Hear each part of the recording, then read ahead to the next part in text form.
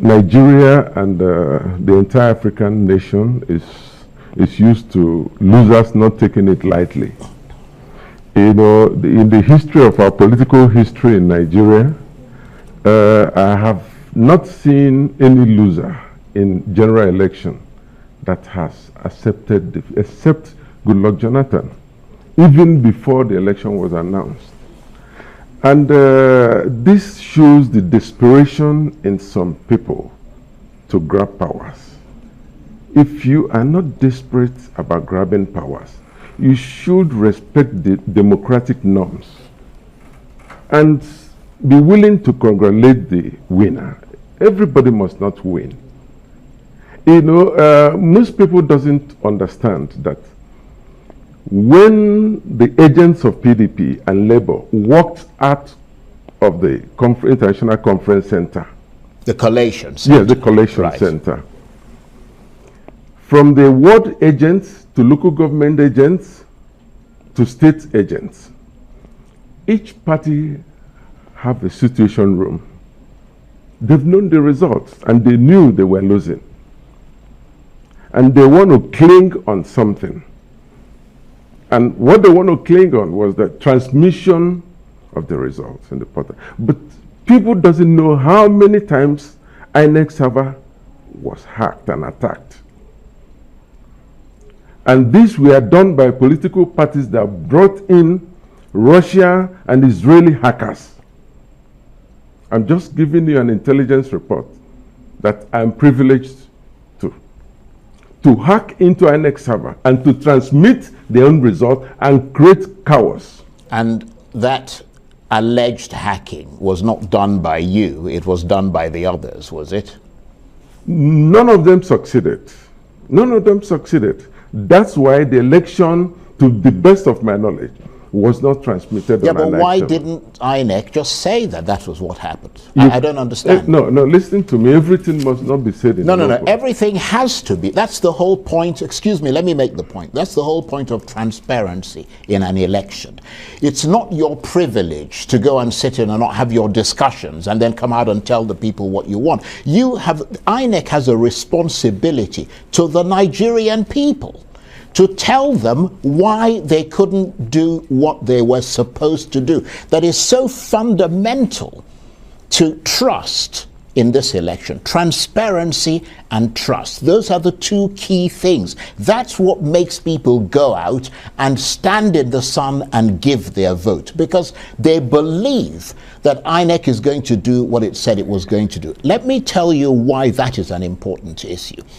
Do you accept that there were big issues of technology failure and non-compliance in this election?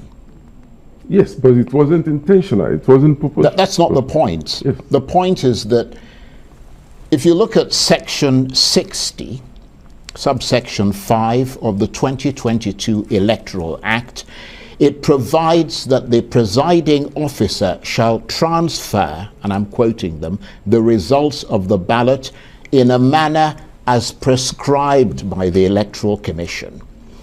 And that in line with the power given to INEC, INEC then released the regulation and guidelines for the conduct of the elections. And clause 38 of that document released by INEC provides that, quote, the presiding officer shall electronically transmit or transfer the result of the polling unit direct to the collation center and use the beavers to upload a scanned copy of the form EC8A to the iRev portal, unquote. So this is a regulation that is a subsidiary law of the Electoral Act, and that makes it binding on INEC. So INEC cannot go and sit somewhere, decide that somebody tried to, I mean, they haven't said that anyway, you're the one who's saying it, and then just ignore the people and decide to upload it. That's a fundamental violation of the Electoral Act. You see, Charles, people tend to look the other way. From the polling booth, results from the polling booths were being transmitted to the collection centers. And I'm aware in my own polling booth, after we have concluded voting around 2:30, the agents both signed, and the results in our presence was scanned and transmitted. You know, people tends to look other way because PDP and Labour Party knows the truth. They have agents right from the ward. And no, I'm coming. And you can assess INEC portals in different states, different local government, different wards to know the results. The issue here is that the central portal, the results were not transmitted. And I'm sure INEC was working assiduously to rectify whatever technological problem they had. Yeah, so the issue then becomes, if that uploading of results is a fundamental part of the law, which it clearly is, why was INEC in such a hurry? That's what Atiku Abubakar was saying there. Why was INEC in such a hurry? Rather than waiting to say, let's wait and fix the thing so everybody can see it, why were they in such a hurry to keep announcing the results in violation of their own guidelines? No. The Constitution also gives INEC power also to decide on election matters. And that includes both conduct of elections, transmission of election results. No,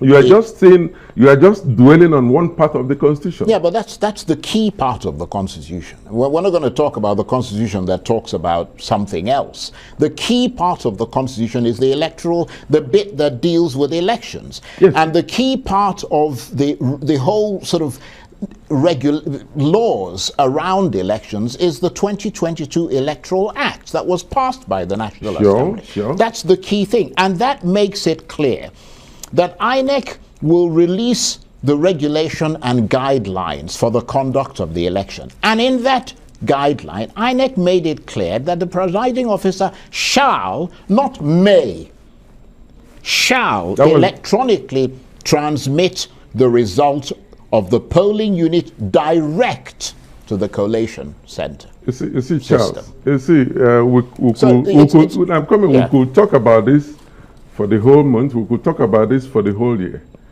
The bottom line is, if Labour Party, if PDP, they have facts. If they're going to court. I'm coming. Yeah. Every loser goes to court in Nigerian political. Well, in any case, they said they're going to court. Well, at least the Labour Party has made it clear that it will go to court. And PDP say they're going to consult with their lawyers. See, they all know the results. And I felt they are stretching their luck too far. Yeah, certainly. See, you cannot just come out and become president of Nigeria. You have to build bridges. Bola Tinubu Ahmed has built bridges over the years. And that's why he ended up with less than 10% of the votes cast. I mean, that's almost laughable. Listen to me, because we had a fourth columnist in this election, which is the PDP central governor, that brought out the policy at the time of the election, which affected our candidate, which wasn't our policy. Right. Okay. Which wasn't our policy. And listen, it was the policy of PDP. Atiku supported that policy. We never supported. Our presidential candidate spoke against that policy because a lot of people were suffering. But people, out of frustration, went the other way. And these elections were full of emotions because of the last-minute economic situation in the country. Right. Okay, well, let's move away from that because we've got a couple of other things to go and we've got just a few minutes left of this conversation. Could all this disquiet around the election possibly frustrate Mr. Tinubu's efforts to get on with the business of attempting to run this country? Obviously, he hasn't been sworn in yet, but he says he has plans. and trying to fulfill the numerous promises that he's made to Nigerians? The disquiet, I don't know where you find the disquiet. We've been in celebration mood all over. No, that's you. No. The members and the people that voted for APC has been in celebration mood all over the country. But notwithstanding, that will not affect the agenda of the president-elect. And this is a man that believes in delivery of democratic dividends. And he has done it. When we say he has done it in Lagos, it was the foundation he laid.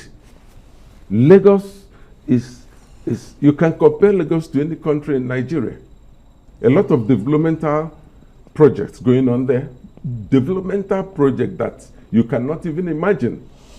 And this is the man that laid the foundation. And if you watch his maiden broadcast, he has opened up on what to do. Yeah. Immediately he takes over. In terms of youth empowerment, in terms of education, yeah. But I ask Nigerians to wait, have patience, and see what this man is going to prove a lot of people wrong. What is the possibility